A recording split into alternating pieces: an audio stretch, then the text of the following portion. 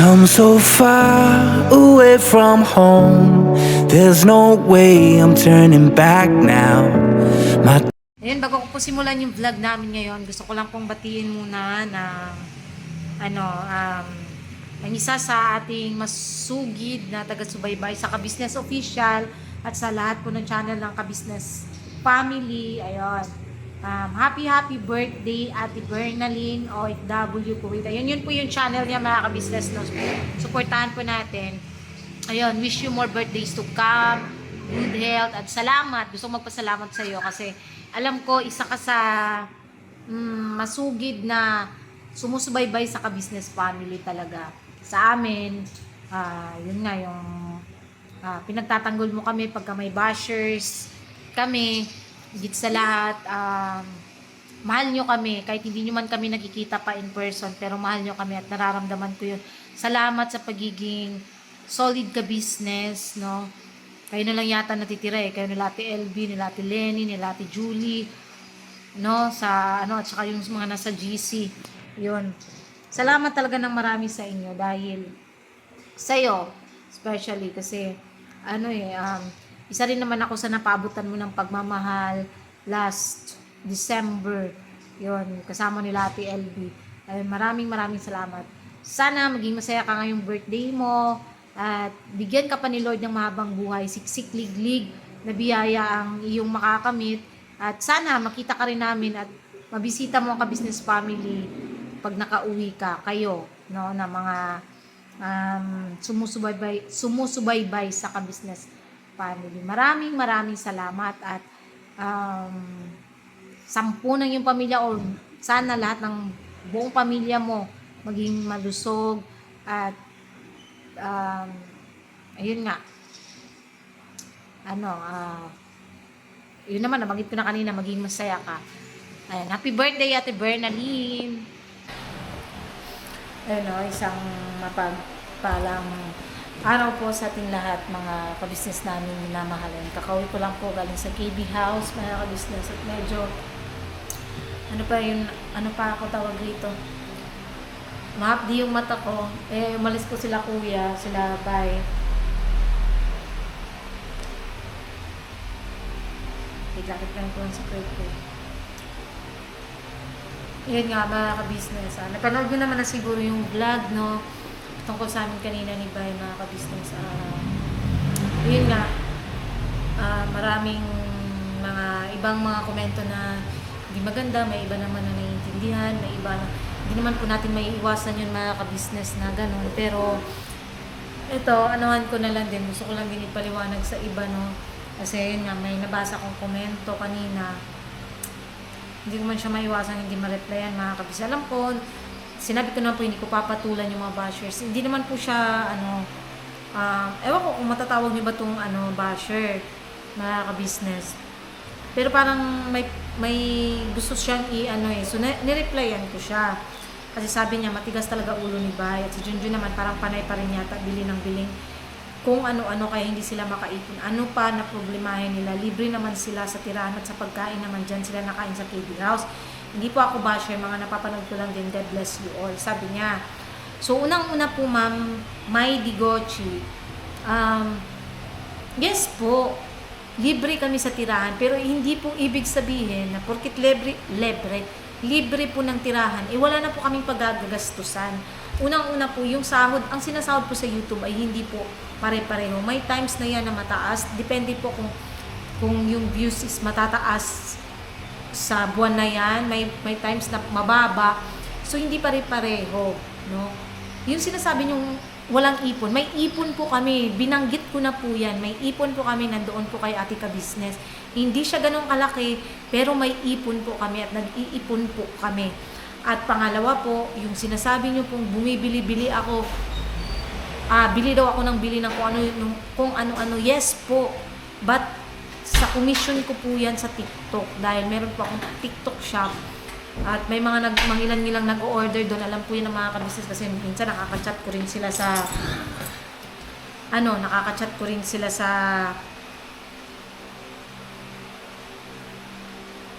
wait lang. nakaka-chat ko rin sila sa TikTok, yung iba na yung mga nag-order yan. Dahil po doon kaya nag-order ako. Ngayon nga hindi nga ako order kasi konti lang yung ano ko doon, tapos winidraw ko lang yung natira kong commission, pinang-load ko lang. So hindi ako nag-order ngayong buwan. Last month nag-order ako kasi syempre maraming pumasok na commission. Ganun lang po ako, no? Hindi ako laging nag-order pagka alam kong wala akong commission. Nakuha mo nga akong tubig na pasuyo ako, bibi ko. Tsaka yung ano ko. Ay, bigyan mo na lang ako ng Chucky. Pasuyo na lang ako na. Okay. Diba? Yun yung sinasabi ko mga ka-business na sana, hindi porke po nakalibre kami ng tirahan, wala kaming binabayaran. Unang-una, nagmamonthly po kami ng motor. Daig pa namin ang umupa ng bahay. Pangalawa, may bills kaming binabayaran. Tubig, kuryente, at internet. Pangatlo, syempre, go groceries ako. Yung sobra doon, konting ipon doon sa lakansya ni Koy Koy, naglalagay kami. Tapos panggastos-gastos din namin. At hindi po kami palaging doon kumakain sa ka-business. Except na lang pagka nandun kami pagka tanghali, kung doon ako nakakain o minsan sa agahan, doon kami kumakain. Pero pagdating po ng gabi, dito po kami sa bahay, nagluluto po kami ng sarili naming ulam, pagkain. Bumibili po kami ng sarili naming pagkain. Yun. So, sana po huwag niyo po kaming husgahan sa ganung ano na dahil wala daw ipon. Hindi niyo naman po alam yung buhay namin. Kung totoong nanonood po kayo, ma'am, dapat alam niyo po na nabanggit ko na yan nung nakaraan na may konti naman kaming ipon. Hindi naman ganun kalaki, pero may konti po kaming ipon.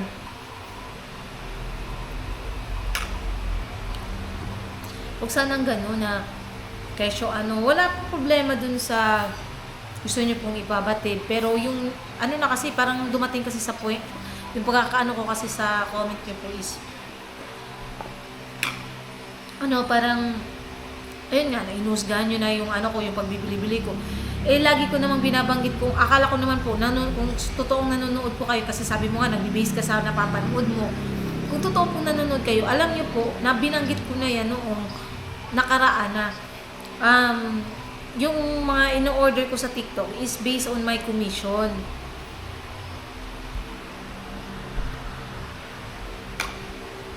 No? Sana maintindihan nyo kung bakit hindi man kami agad-agad Hindi naman po kasi kami talaga nagmamadali na umangat. Marami rin nagko-compare na naman sa amin dun sa umalis. Pakiusap, wala po akong pakialam. Honestly, wala po akong pakialam sa kanila. Kung gaano sila kayaman, kung gaano kalaki bahay nila, wala po akong pakialam doon. Sa totoo lang, wala po kaming pakialam doon. Bahala sila sa buhay nila at bahala rin kami sa buhay namin. May kanya-kanya kaming buhay, may kanya-kanya kaming diskarte. Yun na yun. So, erase na, no comment na ako patungkol dyan. Basta yun ang sinasabi ko, wala po akong pakialam sa kanila.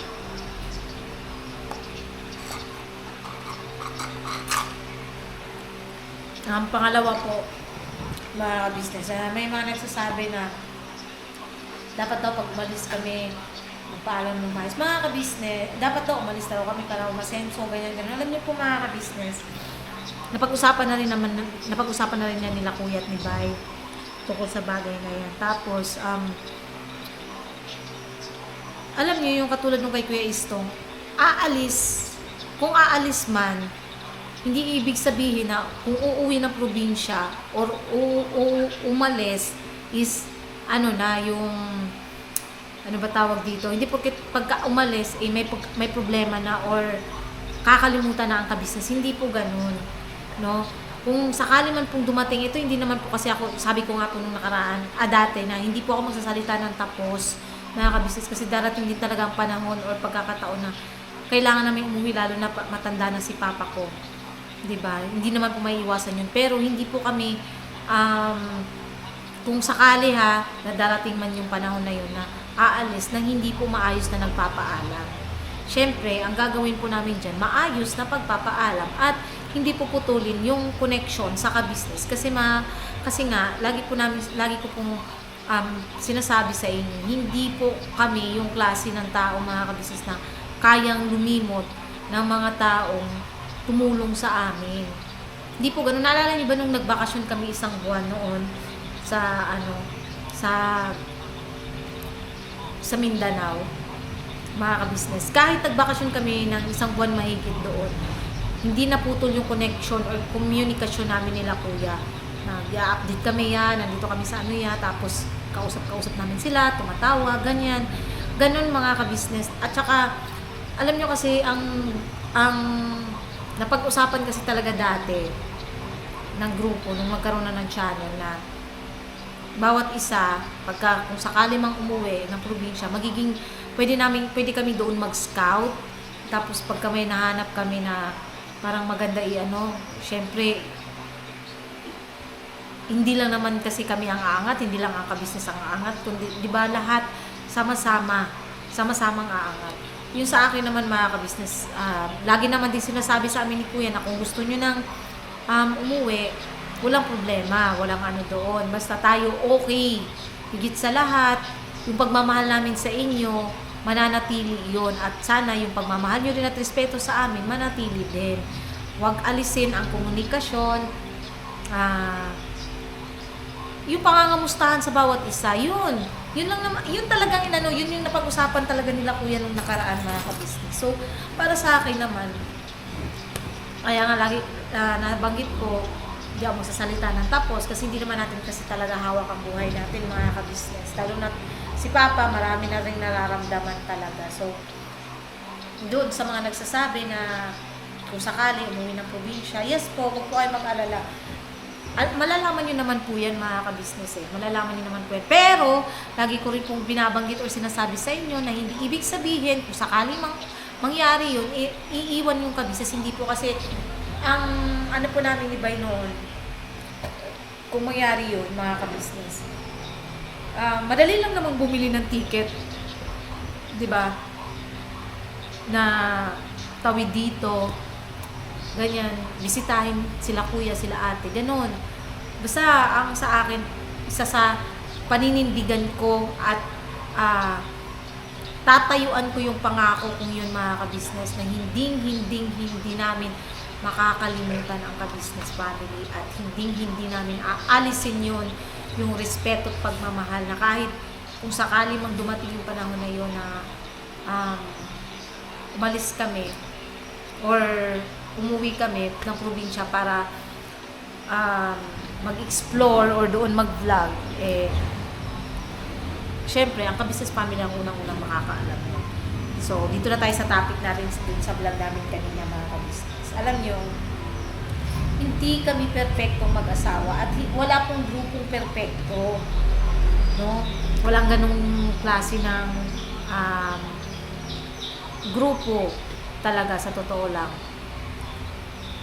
Laging may mga nababasa akong komento na puro na lang daw issue, nakakasawa daw. Mga ka-business, saan ba kayo nakakita ng mag-asawa na walang away na nangyayari? Kasi kami ni Bay, kahit mag-away kami, okay lang sa amin i-vlog. Hindi kami katulad ng ibang mag-asawa na ayaw magpa-vlog kasi natakot mabash or what.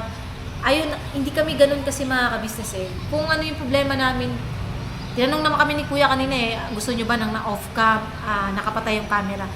Hindi, ayoko nang ganun. Gusto ko nga transparent. Kaming mag-asawa gusto ko transparent, gusto ko alam ng viewers kung ano yung pinagdadaanan namin. Hindi po ako takot mabash. Hindi po ako katulad ng iba na pag nag-aaway is ayaw magpaano kasi mababash. No, hindi kami ganun mag-asawa. Alam nyo naman po yan kahit noon pa. So ngayon, ito nga yung pinaka-problema namin. Yung pagiging mainitin ng ulo ni Bay. Honestly mga ka-business, dumating naman kasi talaga ako sa punto na gusto ko nang sumuko, gusto ko nang maghiwalay kami. Doon na lang siya sa tatay niya, doon na lang din ako sa amin. Yun yung pumasok sa utak ko nung mga nakaraan. Kaya talagang, kung napapansin nyo kahit sa vlog ko kahapon, parang hindi ako alam niyo yun yung parang bothered ako at saka stress. Kasi nga, yun nga yung nangyayari sa amin. Kahapon ng umaga, nag-away kami noon. Tapos, inano ko na lang din siya. Kinausap ng maayos, so naging okay. Ayun, umalis siya, kasama si Kuy Kuy. Nakarating naman sila ng okay rito, payapa, ganyan, ganon.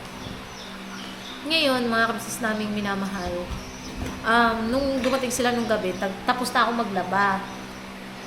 Pinakit ko kasi sa kanya yung basket. Nagalit pala siya noon dahil hindi ko inakit. Sabi ko, mabigat nga kasi. Hindi ko naman kayang i-ano yun dahil mabigat. Siguro na ano siya kasi pagod din galing sa mga ka-business. Pagod din galing sa tawag rito, pagbabiyahe. Sabi ko nga sa kanya, pareho naman tayo pa kasi naglaba din naman ako. Tapos ko ito maglaba, nag-vlog ako. Tapos kung mag-vlog na ito, mag-i-edit ako. Tapos mag-upload pa, gagawa ng thumbnail. Pareho naman tayong may ginagawa. So, yun. Ang pinaka-problema kasi namin mga ka-business, ako, yun nga, yung matigas talaga ulo niya, hindi ko kayang ipaalis sa kanya o hindi ko maialis sa kanya yung isipin niya na ano siya mga ka-business, yung walang gamot yung sakit niya, yun yung laging nakatatak sa utak niya, na laging sinasabi pa, parang awa mo na, huwag naman ganun, kasi talagang ako, binibigay ko naman yung best ko na kung ano yung bawal sa kanya, ipaiwas sa kanya, yun lang. May times talaga siguro kasi naano siya sa sarili niya dahil nakikita nga niyang pumapayat siya. Doon siguro siya nai-stress mga ka-business na ano siya sa sarili niya. Hindi, di ba nga, nabanggit nga niya, hindi niya maintindihan yung sarili niya na parang, kasi pagka ano pala daw, sumasakit yung likod niya. Doon daw siya talagang umiinit yung ulo niya mga ka-business. Sabi ko naman, hindi naman lahat ng pagkakataon na ikaw yung iintindihin ko. Intindihin mo rin yung nararamdaman ko. Huwag mo kawawain yung sarili mo nang dahil lang dyan sa sakit mo. Dahil hindi naman porket may sakit ka, hindi ka nagagaling. Walang ganun. Sabi ko nga sa kanya, lagi kong pinapaliwanag yun. Tapos, ayun lang. So, mahirap din kasi mga ka-business na pumunta kami doon sa KB House nang hindi kami okay. Kasi baka mahalata rin naman din nila yung nila ate. At saka, ang nasa isip ko kasi pag kanina nakabihis na ako, nakapants na ako, nakaano na ako lahat. Kasi nga pupunta nga kami doon. Dapat, kaya lang, pinaligo ko na nga si Quick. Puyat pala siya. Anong oras na pala siya nakatulog mga ka-business? Hindi ko alam. Tapos,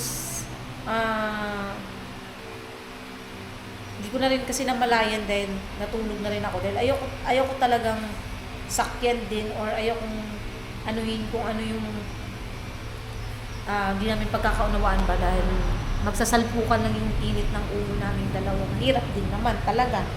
Diba? Kahit kayo naman na pumunta sa lugar ko mga ka-business, talagang mahirap. Andun na ako sa point na katulad dati sabi ko, parang mahuhulog yata na matutulad na naman tulad dati na maghihiwalay kaming dalawa. Gusto kong sumuko. Andun na ako sa ano nasabi ko talaga gusto kong sumuko kasi napapagod na ako. Yung utak ko, mga ka-business. Tapos, ayun nga, siyempre, sa bayarin namin, nadagdag yung sa ano nga tawag dito, maintenance niya, di ba? Hindi naman maiiwasan yun. So, ayun, kasi sinahod talaga namin ngayon is mababa. So, ako parang ang dami kong iniisip na paano ko mababudget yung sahod namin, nakakasya siya hanggang next sahod. Tapos ayun, dumagdag pa yung ano ni Bay.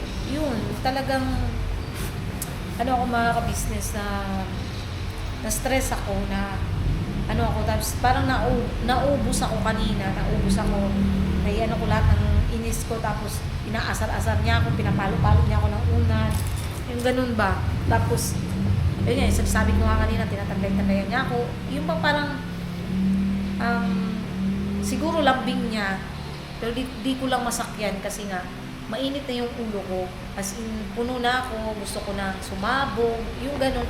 Kasi syempre, tao din po tayo mga ka-business. Tao naman tayo na napupuno, tao naman tayo na dumadating tayo sa point na mauubos na paraan ng sasabog, ganun yung naramdaman ko, pakiramdam ko kanina. Kaya, hindi ko alam kung narinig nila kuya kanina yung mag-away na, pero hindi naman kami hindi ko naman siya minumura mga ka-business. Talagang sabi ko, alisin mo nga yung ano mo, ang init-init, visit na yan, ganun lang yung mga inaano ko sa kanya, kasi talagang, gusto kong manahimik, yun nga, kinukulit-kulit niya ako, talagang nauubos, na ako,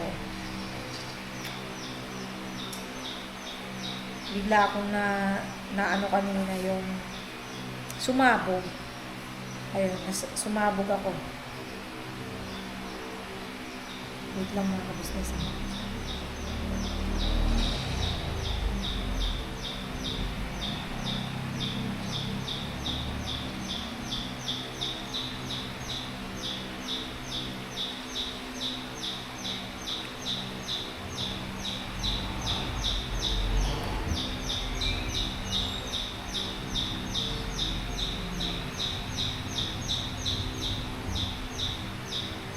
Ayan. So, akin na nga muna, may titignan ako dyan sa cellphone ni Papa. Ang dami mo na namang in-install dito. Anong in-install? Wala akong in-install dyan. O, ano yun? Papa nag-i-install. Anong in-install? Papa yun eh. Buto ko. Buto ko sa Asa yung... cellphone. Sa cellphone mo naman na ito.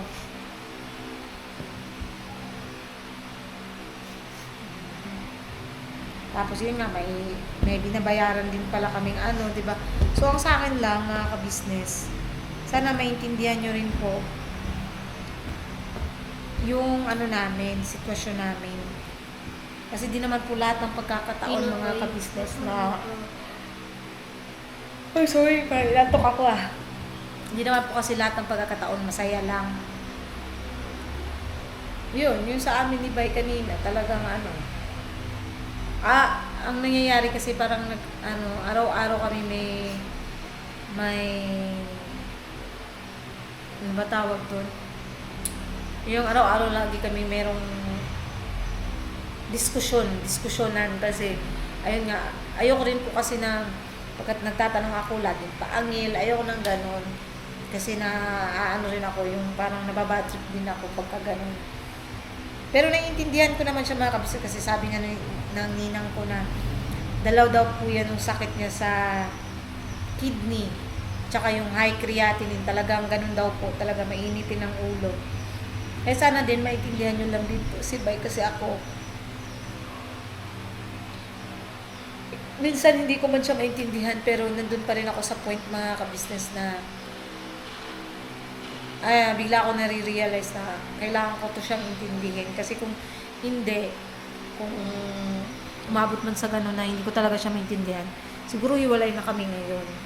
Yun yung sinasabi ko nga. So, ginagawa ko kasi kanina, sabi ko sa kanya, sige, doon ka na sa papa mo, doon ka na tumira para wala na rin akong isipin. Kasi napapagod na ako, nagkaroon na ako ng yung kapaguran talaga, yung kapaguran ko, hindi ko na mapigil. Hindi niya rin naman ako masisisi dahil alam naman niya sa sarili niya may mali siya, mga kabisnes, alam niya may mali siya. Yun. Sana maintindihan niyo po na dun sa mga sabi na puro issue. Hindi naman po lahat ng pagkakataon issue. Talagang nagkataon lang na hindi kami nagpupunta sa kabisnes. Siguro kahapon hindi nagpunta si Bay doon, kinuha lang yung manok. Sa ako naman naglaba ako rito kasi ayun nga, dami kong labahin, so labadami muna. Tapos yun nga, kanina dapat pupunta kami doon. Ay nagkaroon nga ng kami namang mag-asawa ang may problema. Hirap din, sa totoo lang mahirap din. Yung sitwasyon ko hindi po madali. Ang daming nanghuhusga sa akin. Ang daming mga sinasabi na pero kung dumating man kayo sa punto na katulad ko na dumating kayo sa sitwasyon ko, ewan ko lang kung kakayanin nyo lahat. Kasi ako, gusto ko na nga sumuko. Paano pa kaya kayo ng mga diba?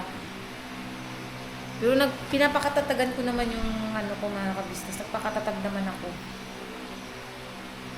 Sadyang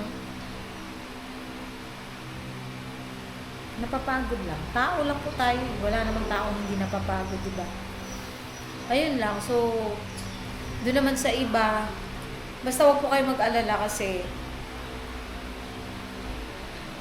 mananatili yung pagmamahal talaga namin sa ka-business. At nakikiusap na lang po din ako na huwag nyo na po kami ikumpara sa kahit na sino dahil talaga po ibang-iba po kami sa kanila at ibang-iba din po sila sa amin. Ganun lang po yun kadali. Magkaiba kami, magkaibang tao kami, magkaiba kami ng diskarte, ng pamamaraan, sa pagpapasalamat at pagtanaw ng respeto sa kanila ate at kuya. Magkakaiba po kami mga ka-business. Kaya hindi po kami ikumpara kung umasenso man yung mga dapat umasenso, di goods. Diba? Maging masaya na lang tayo, huwag na lang tayong magsalita ng ikakaano pa ng damdamin ng ibang tao, diba? Yun lang naman yun eh. Lagi rin nababasa ng iba na yung nandito na sa ka-business hindi daw lumalago, something like that, ganyan. Para naman sa akin, wala naman ganun, hindi naman ganun na hindi aasenso. Kasi kung tutusin, compare naman yung buhay namin noon sa ngayon, magkaiba naman. Mas maayos yung buhay namin ngayon, di ba? Kaysa noon. At saka yung wala kaming bahay. May bahay po kami sa probinsya. Anytime, pwede ko yung ipaayos na lang yung bahay na yun. Kasi binigay naman na yun ni Papa sa akin matagal na. Noon pa, hindi pa lang kami nakakaalis. Pinagkaloob na yun ni Papa sa akin. So, anytime, pagka gusto ko siyang ipa-renovate or gusto kong papaayos ko yun mga ka-business. Antay lang tayo ng tamang panahon. Basta ako kaming mag-asawa, hindi po kami nagmamadali. Hindi po namin hinangad na agad-agad. Alam mo yung taas agad, no? Hindi naman po ganun. At ayun, syempre napapasalamat ako kila kuya, kila ate kasi nararamdaman nila pagka may problema. Yun nga, si ate naramdaman niya na may problema kasi binabanggit ko naman na yun noon pa kay ate tapos pinapayuhan ni ate si Bay. Sadyang si Bay lang talaga hindi niya matanggap, hindi niya kaya pang tanggapin siguro sa sarili niya na magagamot naman siya mga ka-business. Tao lang tayo na dumadating talaga sa puntong ganun.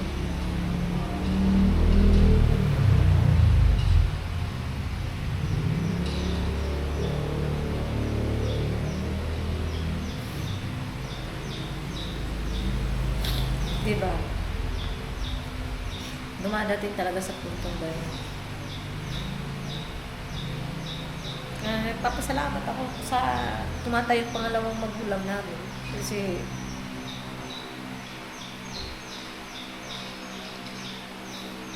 sa kabila ng lahat na business na mga problema na dumaan sa amin, andyan pa rin sila palagi. Sinusuportahan kami. Lagi kami ginagabayan. Salamat sa inyong ating kuya. Hindi man kami perfectong mag-asawa mga ka-business, pero tinatry naman namin maging maayos. Hindi lang talaga maiwasan. Hindi maiwasan na dumating sa puntong gano'n. Mauubos at mauubos. Parang kandilang nauubos ba. Ayun lang. So, sana maintindihan nyo. Again, iwasan na po yung pagkukumpara. Pangalawa, wag po kayo basta-basta manghuhusga. Mas mabuti pang magtanong kaysa manghusga. At, ayun hindi ko na nireply sa comment yung dun sa namin. Napinin ko na lang yun si Marisa Ongoko. Ito na lang masasabi ko kay Marisa Ongoko at kay Christy Camayo. Pag hindi pa rin po kayo tumigil sa mga ginagawa nyo, ang gagawin ko, message ko yung mga friends nyo sa Facebook. At, ayan, kasi mga naka-screenshots naman din yung mga comment nyo.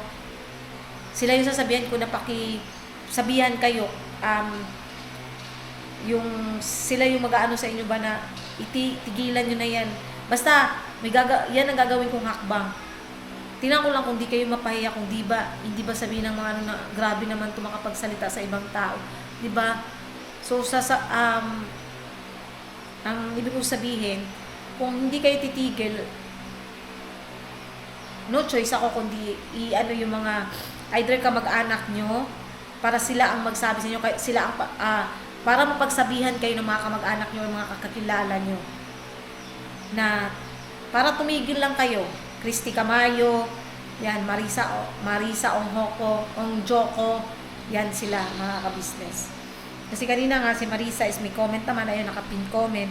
Hindi ko na lang din po na-reply, ninayaan ko lang. Pinin comment ko na lang mga ka-business. Isa naman pansinin ko, wala nga din ako sa mood na at saka huwag po kayo magtalo sa comment section na dahil dun sa binanggit ko nung na-disgrasya kami. Honestly, ayoko naman talaga sumagot. Kaya lang, pagka below the belt naman po talaga, tulad nung Christy Camayo, hindi po pwedeng hindi ko siya sagutin. Lalo na, pagkatao ko, pagkababae ko yung inaalipusta niya.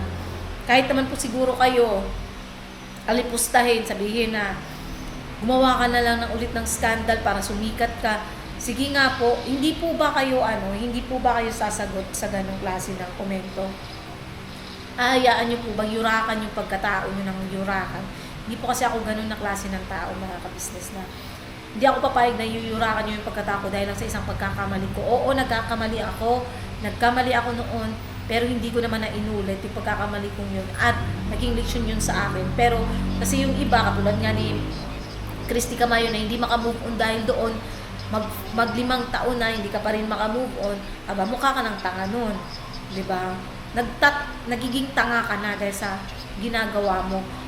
Ang lang doon, baka ang karma is bumalik sa'yo, isa sa anak mo, pamangkin mo, kapatid mo, kamag-anak mo, mangyari ang bagay na yun, pagtatawanan talaga kita.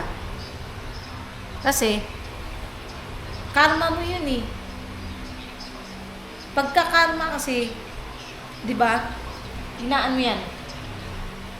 Dinig ka dito, makaka-copyright ako. Sorry. Kasi hindi naman siya inaano, di ba? Hindi ko naman siya talaga kilala personally, pero pag pinagsasalitaan niya ako ng niyuyurakan niya yung pagkatao ko nang hindi ko naman siya kilala, di ba mga kabisnes? Mahirap naman yun na dahil lang sa pakikinig nyo sa kwento ng ibang tao na hindi nyo naman alam ko talaga kung ano yung totoo, nagiging ganyan kayo. Huwag ganun. Tulad nga ng mga nabanggit kong mga nakaraan ng mga tao. Hindi nyo kasi alam. So, it's better na lang kasi na manahimik na lang kayo kung ano yung kwentong gusto nyong paniwalaan. Paniwalaan nyo yung kwento ng gusto nyo. Kasi, may ibang side ng story. Oo, sabihin na natin kung yung kinikwento niya totoo. Pero, alam mo ba kung ano ang totoong nangyari? Kung bakit nangyari ang bagay na kinukwento nila? Ganun lang yun mga ka-business eh. So, ang sa akin, timbangin nyo muna kung totoo ba? Totoo bang sinasabi ng mga taong to? Samantalang, ilang taon naman din sa ka-business, di ba? Mga ganung na sana marunong tumimbang ng totoo sa hindi totoo. Ano ba? Tama ba ako? Basta yun na yun. Yun lang yun sa akin mga kabisnes. Kaya, yung Christy Camayo na yun, kung makayurak ng pagkatao, kaya nga pinakita ko yung picture eh. Bago ka kasi mangyurak ng pagkatao ng iba, tignan mo muna yung sarili mo kung karapat-dapat ka bang mangyurak ng tao. Yun lang naman. Diba? So, sinagot ko na naman ba? Hindi ko naman siya sinagot kasi tapos naman na yun. In-explain ko lang. So, hanggang dito na lang po muna mga kabisnes yung vlog namin. Salamat po sa pagsama niyo po sa vlog na to. Sana hindi po kitaging ganito yung nangyari sa amin ni Bay. Huhusgahan nyo na kami base lang sa dahil nag-away kami. Hindi po. Sana wag ganun. Magpayo na lang po kung magpapayo. Iwasan na lang din na makasakit ang damdamin ng iba. So, God bless po sa ating lahat. Birabanat at tayo palagi. Salamat po. At supportahan natin ang lahat po ng channel ng Kabisnes Official, Kabisnes Family, Papa Dins TV, Mrs. KB Official, Famous Budang Official, Mr. KB Official, channel ng mga kagwangs, mga kabisnes. Supportahan natin. At salamat sa lahat ng viewers, subscribers na walang sawang sumusuporta at magmamahal sa buong Kabisnes Family. Maraming salamat po at sa lahat po ng butihin naming sponsors mula noon hanggang ngayon. I love you all mga kabisnes. Birabanat lang tayo palagi.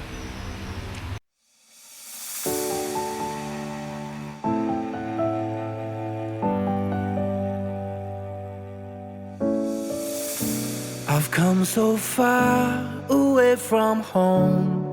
There's no way I'm turning back now. My destination is unknown, so I'll keep pushing, never slow down. A big blue sky, a pocket of dreams, a head full of hopes, possibilities. I'm taking a chance to reach for the stars, for the stars. If I fall, then I'll get back up, try again, come back stronger. No one